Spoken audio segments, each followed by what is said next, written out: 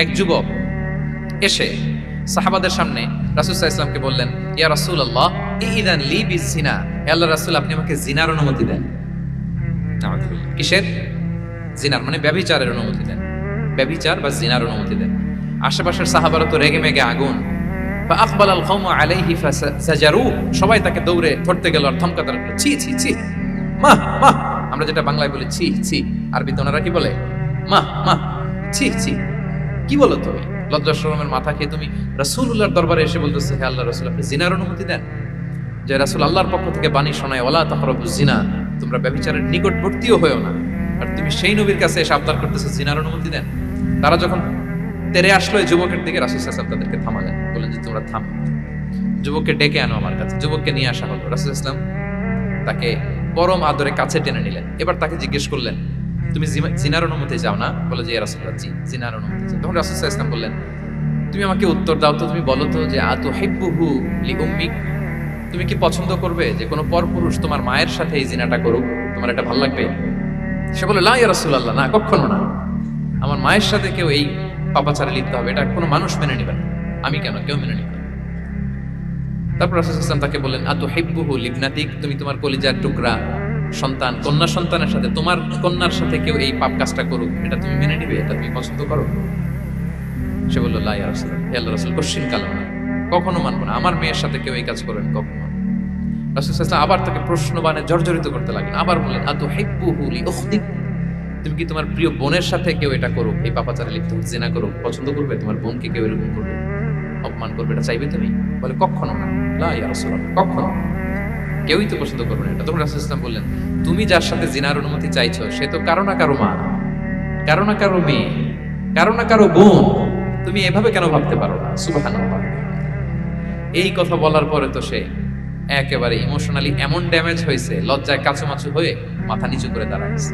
তখন রাসূল ইসলাম তার পিঠে একটা আলতো চাপড় মারলেন, পরম মমতায় আলতো চাপড় দিয়ে তার জন্য দোয়া করলেন, আল্লাহুম্মা গফির যামবাহ ওয়া তাহহির কলবাহ ওয়া হাসসিন ফারজাহ, আল্লাহ তুমি এই যুবকের পাপ মোচন করো, আল্লাহ তুমি তার অন্তরটাকে পরিশুদ্ধ করো, আল্লাহ তুমি তার চরিত্রটাকে নিষ্কলুষ করো।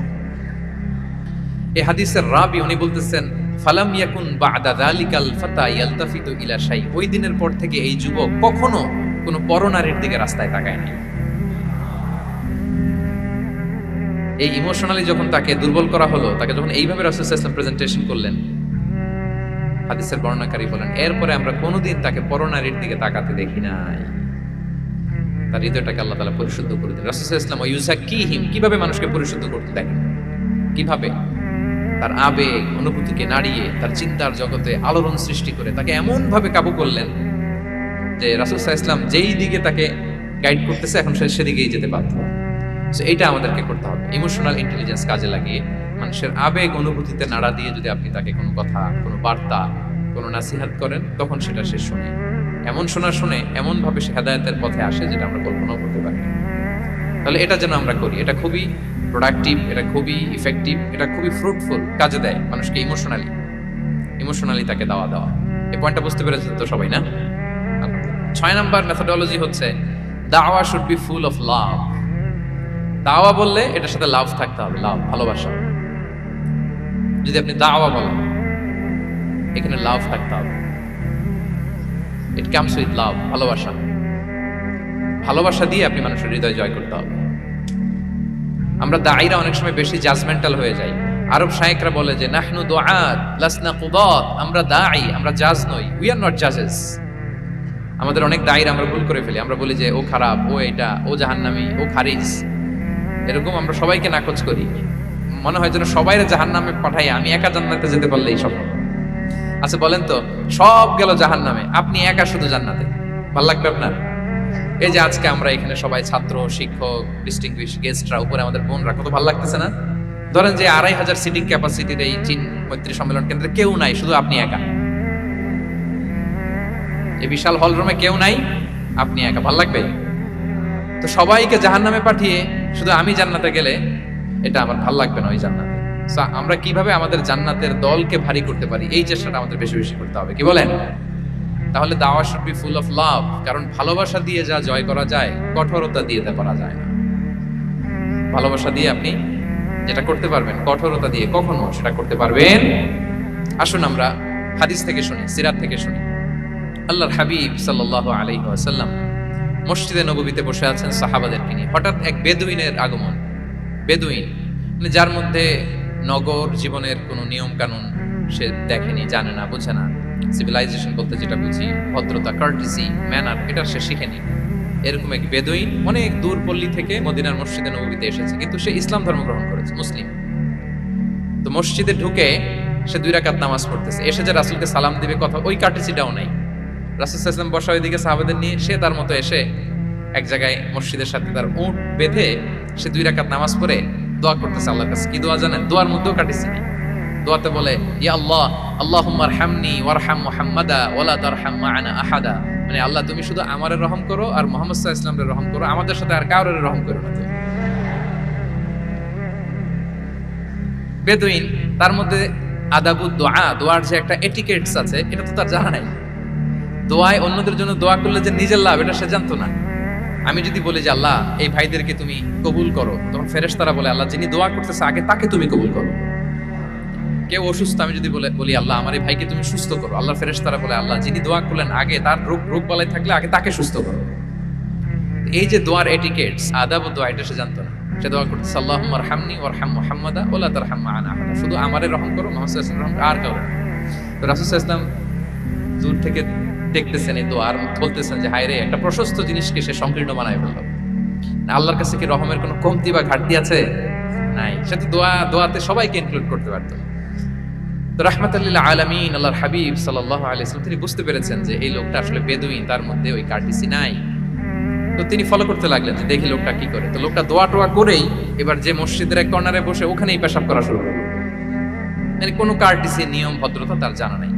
তো তাকে পেশাব করতে দেখে বাকি লোকেরা তো তাকে ধরতে গেল, মারতে গেল। রাসূল সাল্লাল্লাহু আলাইহি ওয়াসাল্লাম বললেন দাউ, রাখো রাখো, আরে থামো থামো, ওকে কাজ সারতে দাও, ওকে ওর কাজ সারতে দাও। কারণ আপনারা এটা ভালো জানেন যে ওয়াশরুম সারা অবস্থায় যদি কেউ বাইরে থেকে জোরে ডাক দেয় তাহলে অবস্থা খারাপ আছে, ঠিক কিনা বলেন? কেউ টয়লেট সারতেছে ওয়াশরুমে, তখন যদি আপনি জোরে নক করেন এটা তার ক্ষতি হয়, কারণ আগে তাকে ওইটা পাস করতে হবে স্মুথলি। এটাও একটা এটিকেট যে কেউ ওয়াশরুমে গেল, আমাকেও যেতে হবে, তো আমি যে বারবার ডিস্টার্ব না করে ওখানে একটু পায়চারা করতে পারি, একটু হালকা মৃদু শব্দে কাশে দিতে পারি, আমি যে বাইরে আছি, সামওয়ান ইজ ওয়েটিং আউটসাইড, তাকে বোঝাতে পারি। কিন্তু অনেকে যে কি করে, ধাম ধাম করার যখন শুরু করে ওই বেচারার তো অবস্থা টাইট।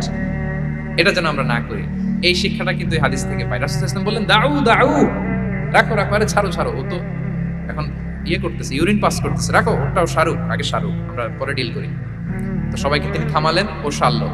এবার রাসূল সাল্লাল্লাহু আলাইহি ওয়াসাল্লাম বললেন এবার তোমরা যে ওয়া হারিকু আলা বাউলিহি সাজলান মিন মা, যেহেতু মসজিদে নববীর ফ্লোর ছিল বালুর ফ্লোর, শুকিয়ে যাবে, বললেন যে ওর পেশাব করা জায়গার উপর 1 বালতি পানি ঢেলে দাও। সাহাবারা দিল।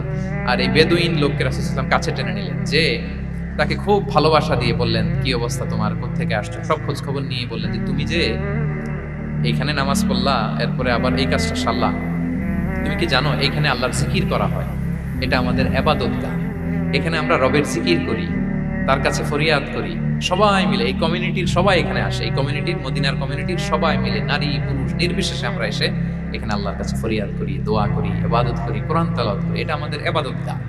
এইখানে কি এমন কাজটা করা তোমার ঠিক হলো? সে তো লজ্জায় কাছামাছি হয়ে রাসূল সাল্লাল্লাহু আলাইহি ওয়াসাল্লামের কাছে ক্ষমা চেয়েছে। সুবহানাল্লাহ। একটা কঠিন পরিস্থিতিকে ভালোবাসা দিয়ে রাসূল সাল্লাল্লাহু আলাইহি ওয়াসাল্লাম কোথায় নিয়ে যেতেন, এটাকে পুরো হিস্ট্রি পাল্টে দিতেন, সিনারিও পাল্টে দিতেন। সাহাবারা অবাক হলো, তারাও শিখলো যে না, এরকম করা যাবে না। তখন তাকে এইভাবে ডিল করলেন। আর সাহাবারা যারা রাগারাগি করেছিল, সাহাবীদেরকে রাসূল সাল্লাল্লাহু আলাইহি ওয়াসাল্লাম বললেন ফাইন্নামা বুইসতুম মুয়াসসিরিন ওয়া লাম তুবআসু মুআসসিরিন, মনে রেখো তোমরা সহজপন্থী হয়ে প্রেরিত হয়েছো, তোমরা কঠিন কট্টরপন্থী হয়ে, জটিলপন্থী হয়ে প্রেরিত হও নাই। তোমরা কোনো কাজকে জটিল ভাবে সমাধানের দিকে যেও না, সহজ করে সলভ করবা। সুবহানাল্লাহ, সুবহানাল্লাহ। তাহলে দেখেন, ভালোবাসা দিয়ে রাসূল সাল্লাল্লাহু আলাইহি ওয়াসাল্লাম ওই বেদুইনকে যেভাবে আদব শিক্ষা দিলেন, তার হৃদয় জয় করলেন, কঠোরতা দিয়ে পারা যেত? বলেন তো পারা যেত? পারা যেত। তো 6 নাম্বার দাওয়া মেথোডোলজি হচ্ছে দাওয়া should be full of love, full of love, full of well wishes. আপনি শুভকামনা, ভালোবাসা, এটা দিয়ে আপনি মানুষের হৃদয়ে যতটুকু জায়গা পাবেন, কঠোরতা দিয়ে পাবেন। আরেকটা ছোট্ট উদাহরণ দিই। সুমামা ইবনে উসাল রাদিয়াল্লাহু তাআলা আনহু, উনি ইয়ামামার অধিপতি ছিলেন, অধিপতি। রাসূল সাল্লাল্লাহু আলাইহি ওয়াসাল্লামকে হত্যা করতে এসেছিলেন গোপনে। কি করতে? হত্যা করতে। কি করতে বলেন সবাই? হত্যা করার জন্য এসেছিলেন। কিন্তু দুর্ভাগ্যক্রমে হত্যা করতে এসে সে ধরা পড়ে গেছে সাহাবীদের হাতে, হত্যা করতে পারে নাই সুমামা ইবনে উসাল। তো সাহাবীরা তাকে ধরে মসজিদে নববীর পিলারের সাথে বেঁধে রাখলো, বেঁধে রাসূল সাল্লাল্লাহু আলাইহি ওয়াসাল্লামকে ডাকলো। তারা বলল যে ইয়া রাসূলুল্লাহ, দেখেন ইয়ামামা থেকে আসছে সুমামা ইবনে উসাল আপনাকে হত্যা করবার জন্য, তাকে আমরা ধরে ফেলেছি, আমরা বেঁধে রেখেছি। রাসূল সাল্লাল্লাহু আলাইহি ওয়াসাল্লাম তার কাছে যে তার খোঁজ খবর নিলেন প্রথম দিন, এবং তার সামনে যথারীতি তাওহীদ এবং রিসালার দাওয়াত দিলেন।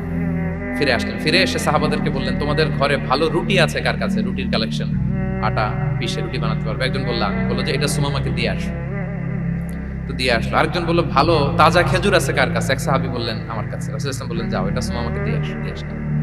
এরপরের দিন রাসূল সাল্লাল্লাহু আলাইহি ওয়াসাল্লাম যে আবার ইসলামের সৌন্দর্য, মাহাসিন আহকামি শারিয়া, ইসলামী শারিয়ার যে বিউটি অফ ইসলাম, এটা তুলে ধরলেন, ইসলামের যৌক্তিকতা তুলে ধরলেন। সে অবাক হতে লাগলো যে কিরে, যুদ্ধবন্দীদের সাথে মুহাম্মদ সাল্লাল্লাহু আলাইহি ওয়াসাল্লাম এবং তার অনুসারীরা এরকম আচরণ করে, সে তো যুদ্ধবন্দী, এত সুন্দর আচরণ। তাকে আবার ইসলামের সুশীতল পানিগুলোর প্রতি আহ্বান করে রাসূল সাল্লাল্লাহু আলাইহি ওয়াসাল্লাম বাড়িতে এসে এবার নিজের যে উট আছে, উটকে যে পালে, সে রাখালকে বললো তুমি উটের দুধ দহন করে তাকে কিছু দুধ দিয়ে আসবে। সুবহানাল্লাহ। আসছিল রাসূল সাল্লাল্লাহু আলাইহি ওয়াসাল্লামকে কি করতে? হত্যা করতে। তো তাকে ওটের গরম দুধ দিয়ে আসা হলো, সে পেট ভরে খেলো। তৃতীয় দিন এবার রাসূল সাল্লাল্লাহু আলাইহি ওয়াসাল্লাম যে ইসলামের যে ভবিষ্যৎ, ইসলাম মানলে যে জান্নাতে থাকা যাবে, এগুলো সব বললেন এবং তাকে আরো অনেক মেহমানদারি করলেন, আপ্যায়ন করলেন। 3 দিন যখন রাসূল সাল্লাল্লাহু আলাইহি ওয়াসাল্লাম ইসলামকে তার সামনে এভাবে প্রেজেন্ট করলেন, আপ্যায়ন করলেন, ভালো আচরণ দেখলেন, সে অবাক হয়ে গেল। আল্লাহ তাআলা তার হৃদয়টাকে নূর দিয়ে আলোকিত করে দিলেন। 3 দিন পর রাসূল সাল্লাল্লাহু আলাইহি ওয়াসাল্লাম সাহাবীদেরকে ডেকে বললেন যাও সুমামা ইবনে উসালের হাত পাগুলো যে রশি দিয়ে বেঁধে রেখেছো ছেড়ে দাও, রশিগুলো খুলে দাও। সাহাবারা বলেন কি ইয়া রাসূলুল্লাহ, সে তো খুনি, সে সুযোগ পেলেই তো অ্যাসাসিনেট করতো, তার হাতের রশি খুলে দিতে আপনাকে মেরে ফেলবে। আল্লাহ রাসূল সাল্লাল্লাহু আলাইহি ওয়াসাল্লাম বললেন না, আমি যা জানি তোমরা সেটা জানো না, যেটা বলেছি তাই করো। মসজিদে নববীর পিলারের সাথে তাকে যে বেঁধে রেখেছো, রশি খুলে দাও, হাত পা খুলে দাও। আল্লাহর হাবিব সাল্লাল্লাহু আলাইহি ওয়াসাল্লামের নির্দেশ মোতাবেক সাহাবারা ওনার হাত খুলে দিলেন, পা খুলে দিলেন। সুমামা ইবনে উসাল কারোর সাথে কথা না বলে, তার বাড়ি তো ইয়ামামা, সেখানেও ফিরে গেলেন না, অন্য কোনো শহরেও গেলেন না। তিনি মদিনা থেকে অনতি দূরে একটা খেজুরের বাগান আছে, ওখানে কুয়া আছে, উনি যে ওই কুয়ার পানি দিয়ে গোসল করলেন। গোসল করে পবিত্র হয়ে মসজিদে নববীতে রাসূল সাল্লাল্লাহু আলাইহি ওয়াসাল্লামের কাছে ফিরে আসলেন, আর এসেই ঘোষণা দিলেন আশহাদু আল্লা ইলাহা ইল্লাল্লাহ ওয়া আশহাদু আন্না মুহাম্মাদার রাসূলুল্লাহ। সুবহানাল্লাহ, সুবহানাল্লাহ। তিনি বললেন যে আমি সাক্ষ্য দিচ্ছি আল্লাহ ছাড়া কোনো ইলাহ নেই, আরো সাক্ষ্য দিচ্ছি যে মুহাম্মদ আপনি আল্লাহর প্রেরিত বান্দা এবং রাসূল। এবার তিনি বললেন মুহাম্মদ, আপনার চেহারার চাইতে পছন্দের চেহারা পৃথিবীতে আর দ্বিতীয়টা আমার কাছে ছিল না, কিন্তু আজকের পর থেকে আপনার চেয়ে প্রিয় চেহারা, আপনার চেহারার চেয়ে প্রিয় কোনো চেহারা আমার কাছে আর নাই। ইসলামের চেয়ে অপছন্দনীয় ধর্ম আমার কাছে আর ছিল না, কিন্তু আজ থেকে ইসলামের চেয়ে পছন্দনীয় কোনো ধর্ম আমার কাছে নাই। মদিনার চেয়ে অপছন্দের শহর আমার কাছে ছিল না, আজ থেকে মদিনার চেয়ে কোনো প্রিয় শহর আমার কাছে নাই। সুবহানাল্লাহ। উনি গমের বড় ডিলার ছিলেন, গম ব্যবসা করতেন। উনার থেকে গম নিয়ে মক্কায় মুশরিকরা চলতো। তিনি ঘোষণা দিলেন আজকে থেকে আমার এলাকার কোনো গম মক্কায় যাবে না। এবার মক্কাবাসী পড়ছে বিপদে, গম ছাড়া তো তারা খেতেও পারবে না। তারা আল্লাহর হাবিব সাল্লাল্লাহু আলাইহি ওয়াসাল্লামের কাছে চিঠি লিখে পাঠালেন যে মুহাম্মদ, তোমার এই যে নতুন অনুসারী, সে যদি গম না দেয় আমাদের তো অবস্থা খারাপ, তুমি দয়া করে এই গমের সাপ্লাই আবার যাতে সে চালু করে তুমি একটু বলে দাও। আল্লাহর হাবিব সাল্লাল্লাহু আলাইহি ওয়াসাল্লাম আবার সুমামা ইবনে উসালকে বলে দিলেন, আবার সে সাপ্লাই চালু করলো। সুবহানাল্লাহ, বিহামদিহি। এবং তিনি প্রথম তালবিয়া পাঠ করে উমরা করেছেন। তাহলে দেখেন, আসলো খুনি হয়ে, আসলো কি হয়ে? খুনি হয়ে, আর ফিরে গেল নবী প্রেমিক হয়ে। সুবহানাল্লাহ। এটা কিভাবে সম্ভব হয়েছে? রাসূল সাল্লাল্লাহু আলাইহি ওয়াসাল্লামের উদারতা, ভালোবাসা। তাহলে আপনি যদি দাওয়ার কথা বলেন আমাকে, দাওয়া should be full of love. কারণ ভালোবাসা দিয়ে যা জয় করা যায়, কঠোরতা দিয়ে সেটা পারা যায়। 7 নাম্বার হচ্ছে, 7 নাম্বার, রাসূল সাল্লাল্লাহু আলাইহি ওয়াসাল্লাম যদি কাউকে কারেকশন করতে চাইতেন, কখনো তাকে অপমান করতেন না, অন্যের সামনে তার নাম নিতেন না, নাম না নিয়ে তাকে শুধরে দিতেন। এটা দাওয়ার আরেকটা মেথডোলজি। কেউ কোনো ভুল কাজ করলে তার নাম ধরে অন্যের সামনে লজ্জিত করতেন না। আমরা কিন্তু অনেক সময় করি না, অন্যের সামনে মানুষকে কারেক্ট করি, এটা ঠিক না। The way he use to correct others, আপনি যদি সিরাতের দিকে তাকান, সুবহানাল্লাহ, কিভাবে উনি অন্যকে কারেকশন দিতেন, নাম উল্লেখ করতেন। আমরা এটা অনেক ভুল করি। আমি এই জন্য খুব দুঃখিত এবং লজ্জিত। আমাদের দাওয়া অঙ্গনে আপনি ইউটিউব খুললে দেখবেন যে অনেক দায়ীরা, এক দায়ী আরেক দায়ীকে তুচ্ছ-তাচ্ছিল্য করছে, তার নাম নিয়ে তাকে ছোট করা, তাকে খারিজ করা, তাকে নাকচ করা, সে জাহান্নামী, সে কাফের, সব ইসলামের ঠিকাদারি উনি একা নিজে নিয়ে বসে আছে, আর বাকি যা আছে সব খারিজ। এইটা রাসূল সাল্লাল্লাহু আলাইহি ওয়াসাল্লামের দাওয়ার সাথে যায় না। বরং কেউ যদি কোনো ভুল কিছু বলে, ভুল করে, আপনি যদি মনে করেন যে না তার এটা ভুল, আমারটা সঠিক, তো আপনার নিয়ম হচ্ছে আপনি সঠিকটা প্রচার করা।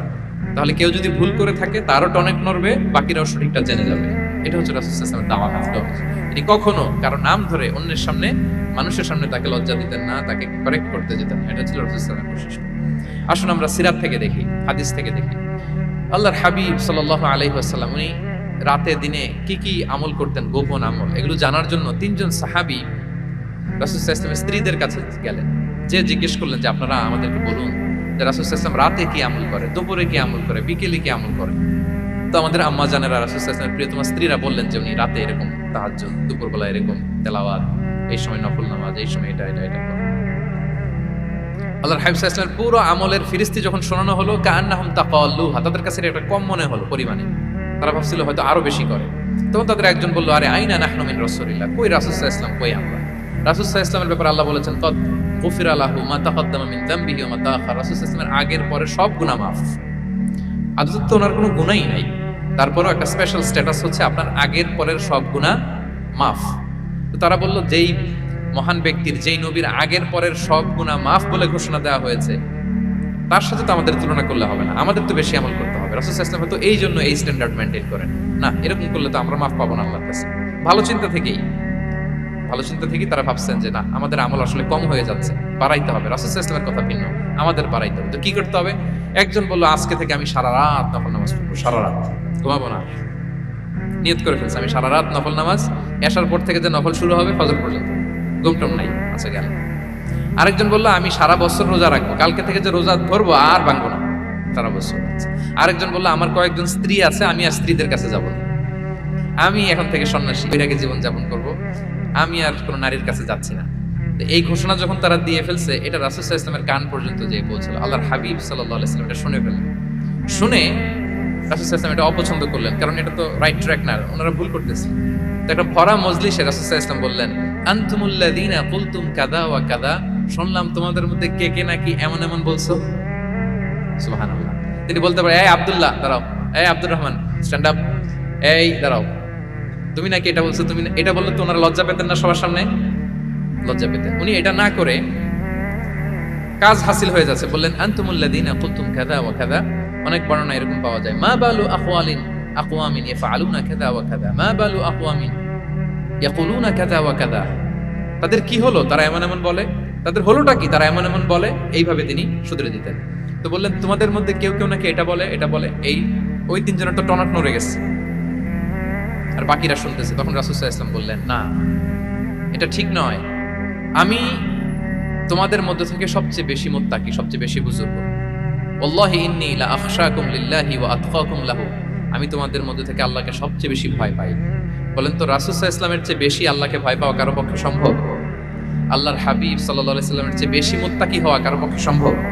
আমার নবীর চাইতে শ্রেষ্ঠ হওয়া সম্ভব? তার যে স্ট্যান্ডার্ড ইবাদতের, এটারে ছাড়াই যাওয়া সম্ভব? সম্ভব না। তো তিনি বললেন যে আমি রাত্রিবেলা ঘুমাই, আসার পরে আবার শেষ রাতে তাহাজ্জুদও করি, ঘুমও আছে, নামাজও আছে, ব্যালেন্স। আমি সোম বৃহস্পতিতে রোজা রাখি, সপ্তাহের বাকি দিনগুলোতে খাই। আবার আমার অনেক 9 জন স্ত্রী তো এট এ টাইমে ছিল, আমি স্ত্রীদের সাথে মেলামেশাও করি। তো আমি এগুলো সব ঠিক রেখে আল্লাহর সবচেয়ে প্রিয় মুত্তাকি হইতে সমস্যা হলো না। তোমাদের এত সমস্যা কোথায়? তোমাদের সমস্যা কোথায়? আমার চেয়ে শ্রেষ্ঠ যদি কেউ কিছু করতে চাও, এটা হবে না, আমি হচ্ছি স্ট্যান্ডার্ড। সুবহানাল্লাহ। দেখেন, এইভাবে যখন বললেন, ঠিক করে দিলেন যে তোমরা কে কে জানি এরকম নিয়ত করছে, এটা ভুল করেছে, বরং শুদ্ধ হবে এটা। ওই তিনজনের টনক নড়ে গেছে, তারা শুধরে নিয়েছেন, আর বাকিরা সঠিক মেসেজটা, সঠিক নির্দেশনাটা জেনে গেল। তাহলে ওনাদেরকে কারেকশন করা হয়ে গেছে না অলরেডি? বলেন তো, ওনারা যে ভুল করছে কারেকশন হয়েছে কিনা? কিন্তু তাদেরকে অপমান করা হয়েছে। এই ভুলটা আমরা অনেক সময় করি। অন্যের সামনে, কখন নিজের ছেলেকে, নিজের স্ত্রীকে, বন্ধুকে অন্যের সামনে এইভাবে আমরা যেন কারেক্ট না করি। কাউকে সংশোধন করতে চাইলে আল্লাহর হাবিব সাল্লাল্লাহু আলাইহি ওয়াসাল্লামের দেখানো পথেই যেন আমরা সংশোধন করি। এটা হচ্ছে এই হাদিসের 1 নম্বর শিক্ষা।